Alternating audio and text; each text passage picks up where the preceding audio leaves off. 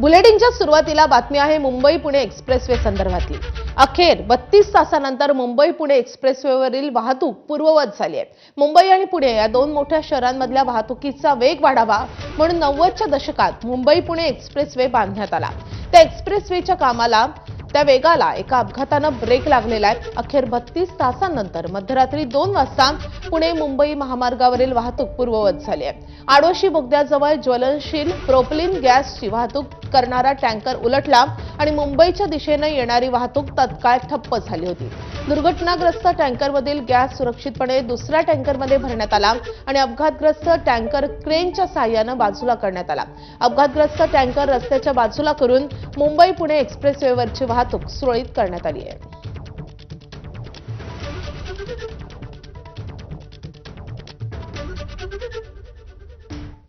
दरम्यान हा अपघातग्रस्त टँकर 32 तासांच्या अथक परिश्रमानंतर हटवण्यात आलाय। घटनास्थळावरून याचा आढावा घेतला आमच्या प्रतिनिधींनी, आपण पाहूयात।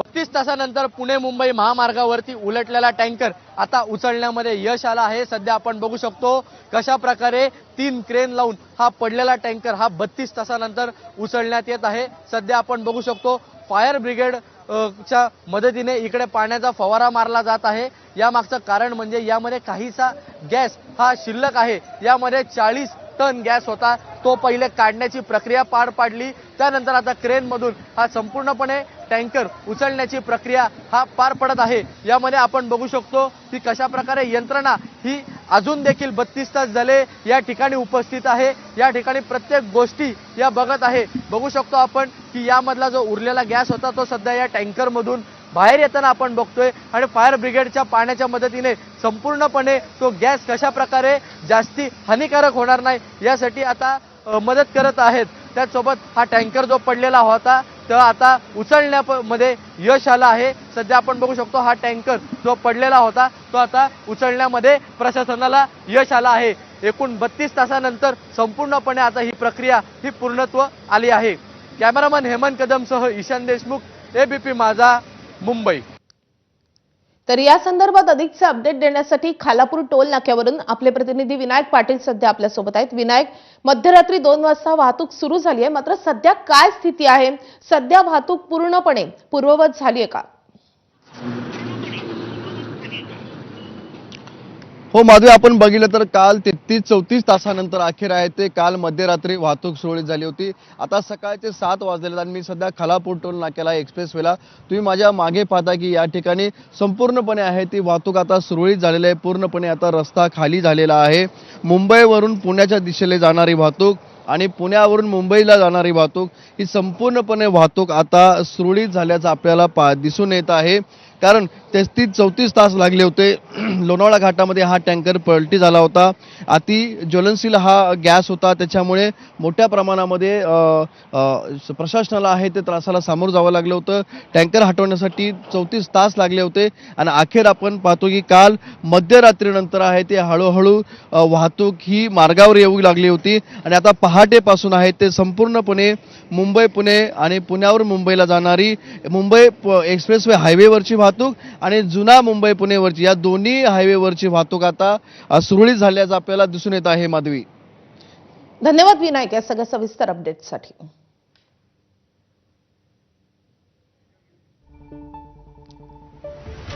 तर आता जवळपास 32 तासानंतर ही वाहतूक पूर्ववत झालेली आहे। मात्र अभूतपूर्व वाहतूक कोंडीचा सामना या सगळ्या वाहतूकदारांना, या सगळ्या पर्यटकांना करावा लागलेला आहे आणि त्याचा मोठा फटका अनेकांना बसलाय।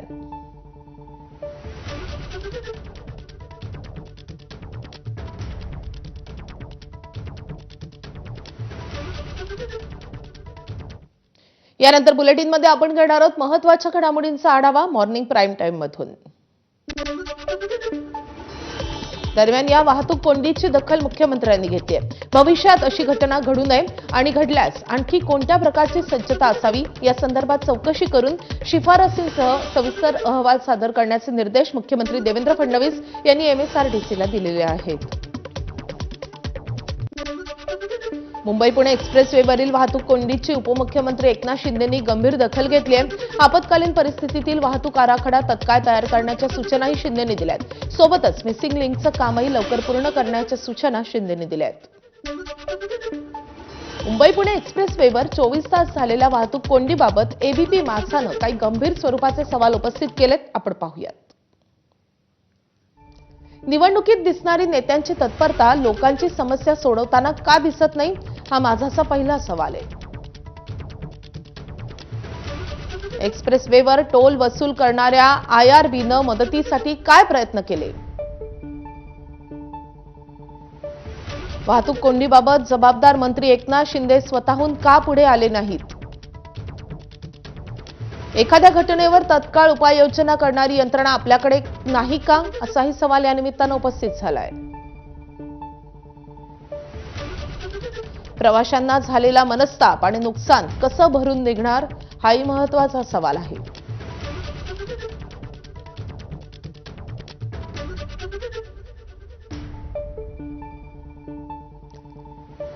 दरम्यान आमदार आदित्य ठाकरेंनी या सगळ्या वाहतूक कोंडी संदर्भात काय प्रतिक्रिया दिली आहे, आपण पाहूयात. त्यांची एक पोस्ट आली आहे. मुंबई पुणे एक्सप्रेसवेवरील कोंडीत अडकलेल्यांना सरकार मदत करू शकत नाही. विकास आणि सुशासनाच्या सगळ्या गप्पा मारल्या जातात. कोंडीत अडकलेल्यांसाठी खाण्यापिण्याची, टॉयलेटसारख्या मूलभूत सुविधा देऊन मदत केली जाऊ शकली असती. कोंडीत अडकलेल्या लोकांची दयनीय अवस्था पाहिली. यांना असहाय्यतेनं भीषण परिस्थितीला सामोरं जावं लागलं.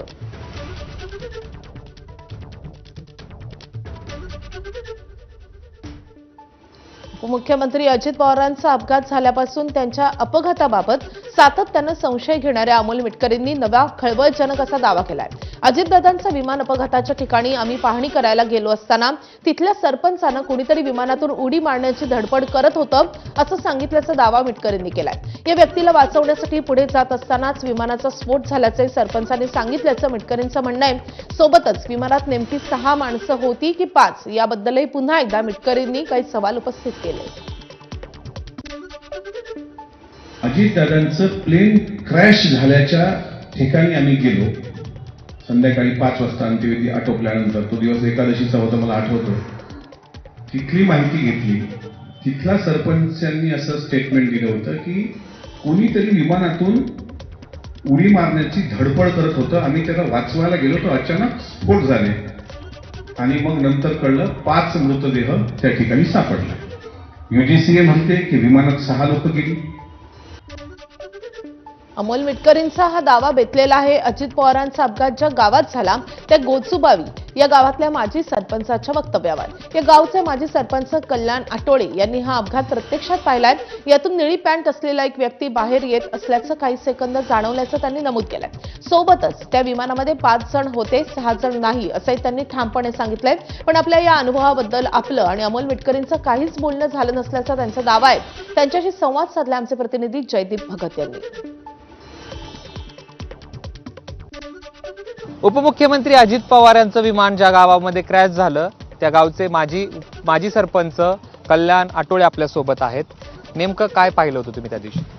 नाही, सकाळी 8:30-35च्या वेळेला गावातून एक मोठं विमानाने असे गिरटे घातले. त्याचा आवाज लय मोठ्या प्रमाणात येत होता आणि त्यानंतर धावपट्टी उतारताना त्या डावीकडं कल्लं आणि ते विमान तिथं पडलं. विमानात किती जण होते? ज्यावेळेस विमान खाली पडलं त्यावेळेस तुम्ही तिथं किती वेळामध्ये पोहोचला आणि तुम्ही त्या ठिकाणी जाऊन काय पाहिलं? विमान 4 ते 5 मिनिटांनी आम्ही तिथं पोहोचलो विमान पडल्यानंतर. आणि विमानाचा मोठा स्फोट झाला तिथे गेल्यानंतर. आणि विमानाचा स्फोट झाल्यानंतर त्याचे तुकडे हवेत आणि काय 100-150 फुटा असं पडले. विमान पडलं त्यावेळेस तुम्ही काय पाहिलं? म्हणजे ज्यावेळेस पोहोचला होता त्यावेळेस काय पाहिलं? कोण बाहेर येत होता असं तुमचा दावा आहे किंवा असं तुम्हाला जाणवलं? नेमकं काय? नाही, उजव्या साईडला मी सुरुवातीला गेलो त्यावेळेला एक माणसाचा निळे पॅन्टेचा एक पाय असा बाहेर आणि त्याचा दरवाजा थोडा उघडल्याने असं मला एक 4-5 सेकंद जाणवलं. आणि त्यानंतर आमच्या गावातले एक जण जोरदार ओरडले की सरपंच मागं सारा स्फोट होईल. आणि मी त्यावेळेला मागं सरलो आणि खरोखरच मोठा स्फोट झाला आणि त्यात मग ते विमानाचं पूर्ण तुकडं झाले. खरं तर एक दावा केला जातोय की अमोल मिटकरींकडून की तुमचं आणि त्यांचं बोलणं झालं. नेमकं काय? नाही मिटकरी साहेबांचं आणि माझं तसं काही प्रत्यक्षात बोलणं झालेलं नाही. पण विमानात 5च लोक होते. दादा डाव्या साईडला पडले होते आणि उजव्या साईडला अंगरक्षक त्यांचे पडले होते आणि आत 3 माणसं त्यांचा कोळसा झालेला होता. एकूण प्रत्यक्षदर्शनी आम्ही तिथं होतो 1-2-3 तास, पण 5च माणसं होती. 5 माणसं होती. साधारणतः कशा पद्धतीनं पडल्यानंतर कशा पद्धतीनं तुम्ही रेस्क्यू ऑपरेशन केलं किंवा तुम्ही कशा पद्धतीने प्रशासनाला मदत केली? हे डाव्या साईडला दादा पडल्यानंतर मग नंतर एक आम्हाला काही ते लक्षात आलं नाही दादा आहेत म्हणून. पण त्यानंतर बारामतीतले काही लोक आल्यानंतर त्यांनी सांगितलं हे दादाचं इथं आणि हे विमान दादाचंच होतं. त्याच्यामुळं लोकांचा काही त्याचा विश्वास बसला नाही लवकर. पण जशी जशी वेळ जाईल तशी तशी लोक यायला लागले आणि दादांना ओळखलं लोकांनी. आम्ही मग शेजारच्या आमच्या आठवड्यांच्या घरातनं चादरी आणि सतरंज्या घेऊन ते दादांना त्यात करून त्यांना स्ट्रेचरवर ठेवून आम्ही त्यांना हॉस्पिटलमध्ये पाठवून दिलं. त्यावेळेला दादाला आम्ही वाचवू शकलो नाही याचा फार मोठा आम्हाला दुःख झालं की एवढा मोठा माणूस इथं पडलं तर आम्ही वाचू शकलो नाही. याच्यासाठी सारखी शक्यता कुठलीच नाही. त्यामुळे आमच्या गावात एकदम हळहळ व्यक्त करण्यात आली. धन्यवाद. तरी होते माजी सरपंच कल्याण आठवडे. त्यांनी जो काही प्रकार झाला, जो त्यांच्या डोळ्यांनी पाहिला, तो आपल्यासमोर मांडला. कॅमेरा पर्सन अमोल गवाळेसह जयदीप भगत, एबीपी माझा, बारामती. भाजप आणि एकनाथ शिंदेमधलं कोल्ड वॉर वेळोवेळी समोर आलंय. भाजप आणि शिवसेनेचा सत्तेतील तिसरा मित्र असणाऱ्या अजित पवारांच्या अपघातानंतर ही धुसफूस वेगळ्या रूपानं डोकं वर काढतेय.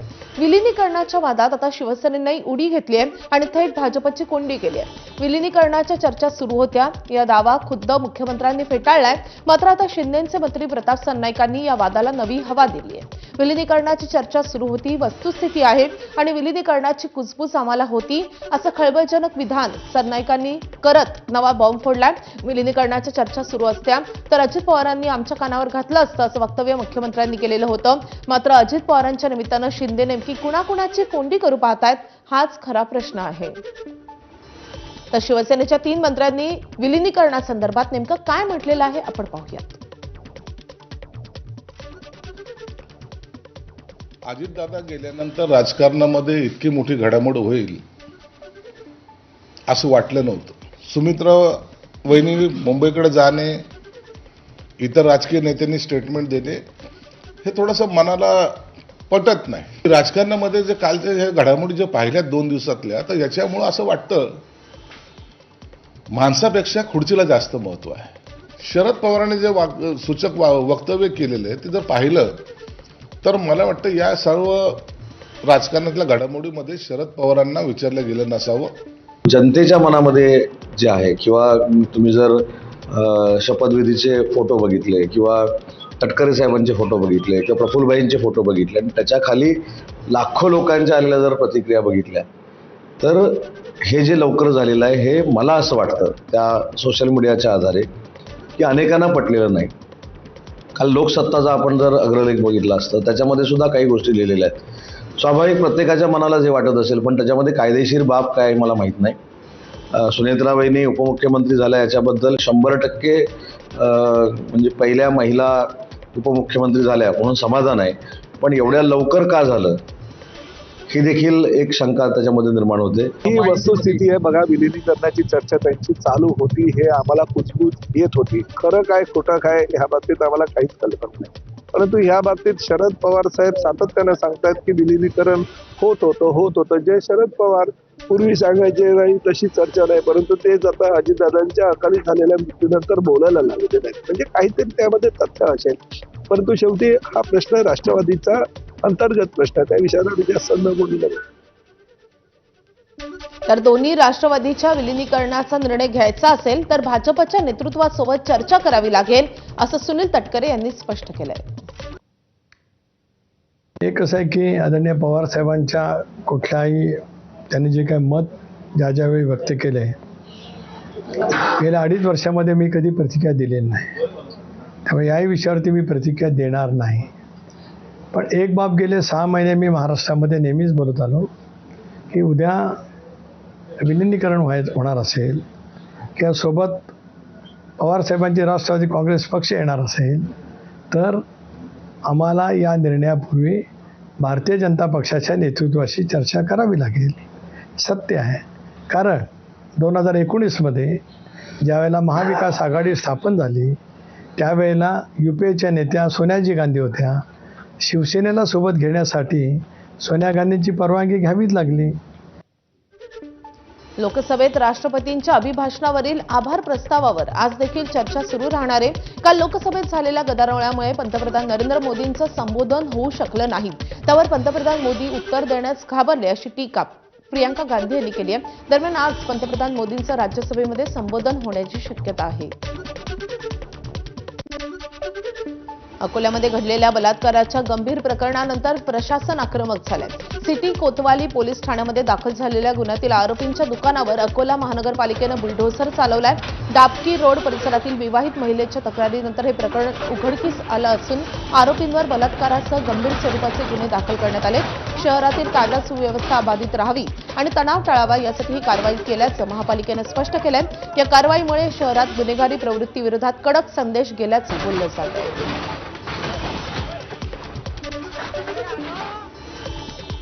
या बातम्यांसोबतच बुलेटिनमध्ये एक छोटासा ब्रेक घेऊयात. पाहत राहा एबीपी माझा.